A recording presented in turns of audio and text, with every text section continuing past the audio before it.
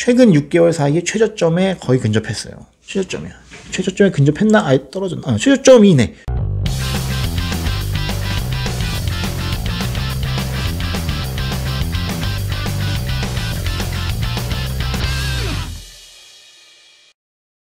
네, 여러분 안녕하세요. 자, 보노 박사입니다. 자, 오늘 2021년 2월을 맞이하면서 영상을 한번 찍어보도록 하겠습니다. 그 이전에 제가 보니까 2020년 11월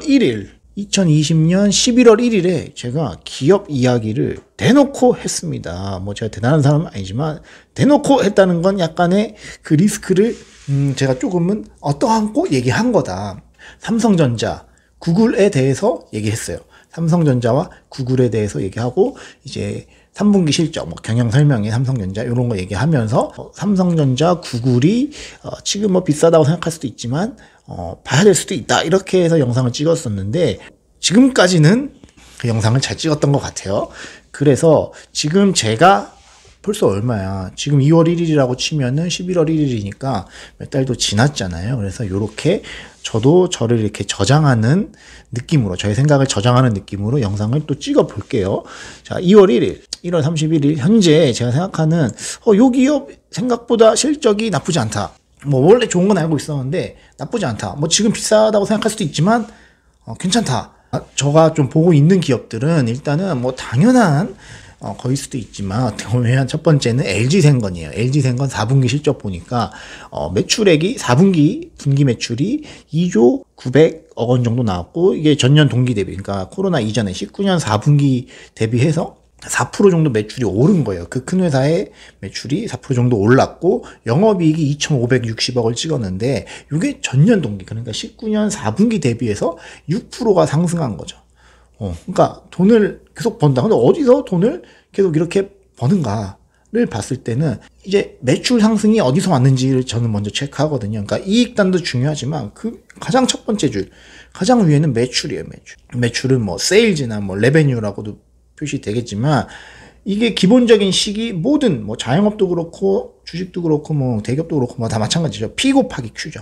가격 곱하기 수량인데 사실은 LG생건이 뭐 생활용품도 하고 음료수도 팔고 하지만 화장품 회사의 느낌이 강하죠. 근데 이게 어디서 왔냐면 매출 상승이 면세점 화장품 매출에서 왔단 말이에요. 무슨 면세점을 지금 갑자기 하지만 2020년 1에서 3분기 내내 이제 전년 동기 대비해서 감소하다가 4분기에 작년 4분기에 처음으로 면세점 매출이 반등했어요. 전년 동기 대비해서 반등했다고.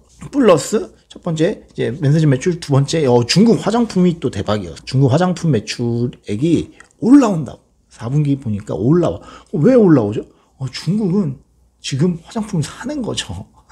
중국 화장품을 사는 거야. 그리고 이제 좀 뭐 계절적인 뭐 이런 시즌 뭐 특수성도 있는데 뭐냐면 광군제가 있었죠. 근데 광군제는 매년 있었단 말이야. 근데 작년 4분기에 특히나 온라인에서 이제 사는 이 광군제가 매출이 터졌다. 아쉬운 점은 이거예요. LG생건이 배당금을 동결했더라고. 배당금도 공시를 했는데 전년이랑 똑같이 11,000원, 11,050원, 우선주는 11,050원. 그러니까 이익은 이렇게 치고 올라왔는데 배당을 동결한 건 저는 조금은 이제 아쉬운 부분이긴 하다라는 생각을 가지고 있지만 여전히 중국에서 화장품의 이 포지셔닝이 LG생건이 나쁘지 않다.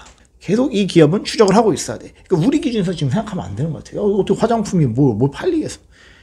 아니라니까. 중국 현지 매출이 괜찮다니까. 그리고 심지어 면세점 누가 가냐니까 하지만 면세점에서 팔리고 있다라는 거 이걸 보시면 좋을 것 같고 두 번째는 제일기획이에요. 제일기획 광고인데 근데 이 회사는 제가 왜 이제 두 번째에 놨냐 제가 보는 이익의 질은 간단해요. 그러니까 사업이랑 뭐 자영업이랑 똑같아. 이런 기업들 당연히 똑같죠. 비즈니스죠. 그러면 회사가 성장하고 뭐 이렇게 기울기가 조금이라도 우상향 하려고 하면은 매출액이 건전하게 약간 이제 좋은 느낌으로 물건이 잘 팔리면서 서비스가 잘 팔리면서 위에 매출이 올라와주고 그거에 기반해서 이익도 같이 따라와 주는 게 제일 이제 초등학생이 생각해도 좋은 사업이 잘 되는 거죠. 근데 제일기획 같은 경우에는 이익이 이제 코로나 시즌 요때 방어를 했어. 굳건하게 방어를 했는데 요게 이익의 원천이 어디서 왔냐면 비용을 줄였습니다. 이 회사가 비용을 줄였어. 해외 인력들이나 그러니까 판매 및 관리비죠. 인건비 특히 이런 것들을 줄이면서 이익을 보존했단 말이에요. 그래도 뭐 전 높게 평가합니다. 왜냐면 이것도 사실 능력이죠. 감량해야 된다라고 생각했을 때 감량폭을 크게 가져가면서도 이거를 회사가 버텼다는 거는 이 선수는 펀더멘탈이 나쁘지 않다. 이 관리도 능력이다라고 보고 있어요. 그래서 이 회사가 보면은 2020년 이제 4분기 실적 공시가 되니까 연간 실적이 나오겠죠. 그래서 2020년 영업이익을 보시면 19년도에 2,058억인데 2020년에 2,049억이에요. 그러니까 별 차이 없어. 그러니까 2,000억 한 중반 정도, 2,050억 정도 계속 영업이익을 찍어주고 있는 회사인데 지금 현재 시총이 2조 2천억. 뭐 비싸다라고 할 수도 있어요. 영업이익이 뭐 2천억, 2,100억인데 전체 시가총액이 2조가 넘으니까 뭐 이거 비싸다라고 하실 수도 있지만 실제로 이 회사가 벌어들이는 현금의 질이 나쁘지 않죠. 영업활동 현금 흐름을 보시면 따박따박 이제 버는 회사 플러스 배당 성향이 뭐라고 말씀드렸죠? 이제 전체 순이익에서 연간 순이익에서 이 회사가 연간의 배당금을 지급하는 총액이 몇 프로 정도 되냐. 올해는 배당금을 상향시켰어요. 840원으로. 840원. 전년이 820원이었는데 20원 상향해서 배당 성향은 조금 떨어졌어요. 배당 성향이 보통 이제 이 회사가 60%를 유지했었거든요. 그러니까 순이익이 100이면 60을 배당을 했던 거예요. 배당금으로. 근데 이제 올해는 조금 하향했네. 그래서 조금 하향했어. 개인적으로도 증권가도 그렇고 840원이 약간 컨센이었거든요.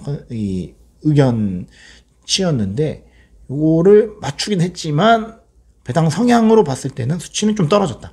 제일기획 요 회사가 사실은 이 디지털 광고 안 할 수는 없죠. 사실 광고주들이 안 할 수는 없단 말이에요. 근데 대신에 요게 이제 전통적인 뭐 길 가다가 보이고 뭐 이런 광고들은 안 할 수가 있죠. 행사 안 하고 이럴 수 있지만 이게 이제 온라인에서 광고는 똑같이 하고 있다. 그래서 매출 방어가 됐는데 중요한 거는 이익을 어떻게 보존했냐면 인건비 축소 이런 쪽에서 갔으니까 그렇게 아주 베스트한 상황은 아니다.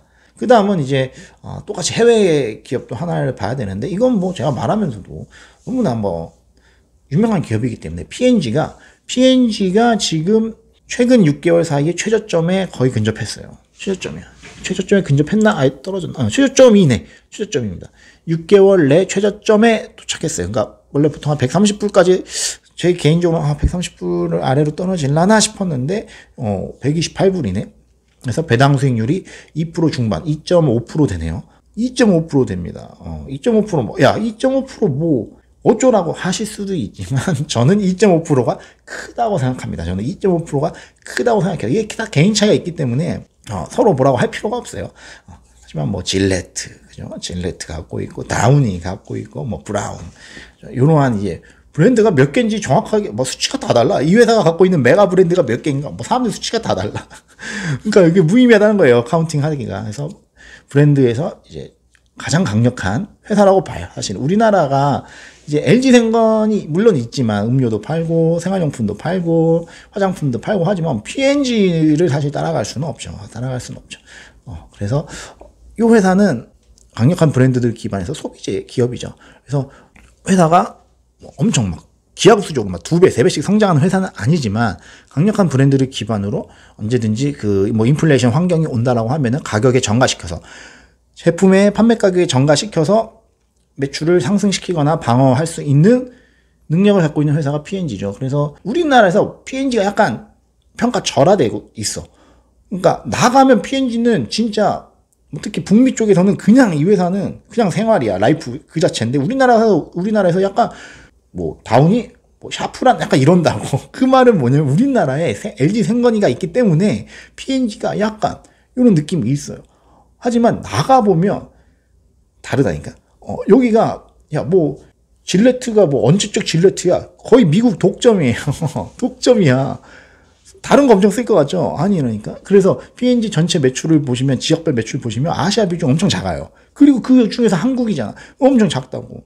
제가 뭐 적극적으로 이 회사를 막 무조건 사야 됩니다 이런 건 아닌데 일단 제가 좀 갖고 있는 기업이고 이 회사들이 뭐 제가 뭐 얘기한다고 주가가 뭐 바뀌겠어요 P&G가 그런 건 전혀 아니죠. 그래서 왜 제가 좀 좋게 보는지 하지만 단점도 있죠. 그래서 LG생건 같은 경우에 단점은 정말 계속 성장이 숫자가 안 끊길까 플러스 이 미스터 차석용 님이 언제까지 수 있을 것인가. 그리고 이제 경영진이 바뀌었을 때 그때 이제 또 시장 사람들, 이제 시장 참여자들이 또 반신반의하면서 보지 않겠어요. 그러니까 이제 그런 거는 조금 리스크일 수 있다.